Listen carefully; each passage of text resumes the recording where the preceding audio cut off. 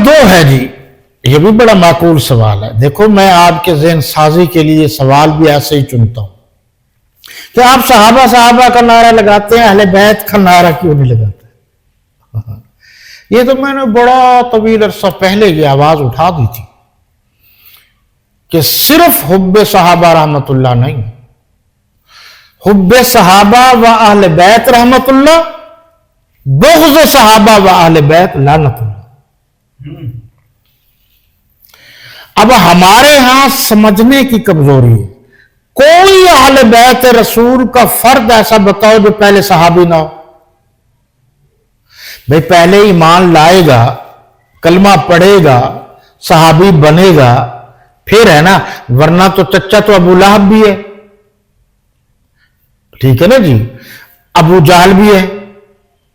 तो खानदान के खूनी रिश्तों का एतबार नहीं है, ईमान के रिश्तों का एतबार है।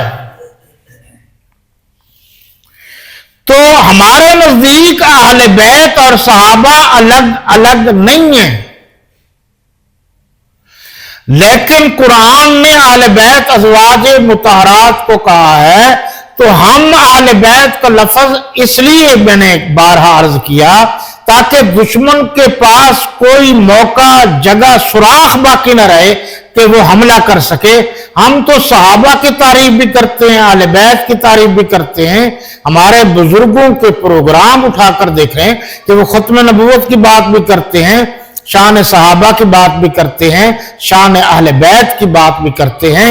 हम हुजूर के सहाबा अहले बैत को अलग अलग नहीं समझते, क्योंकि कुरान ने उनको रुहमा बैनहुम कहा है। आपको यह भी धोखा दिया जाता है।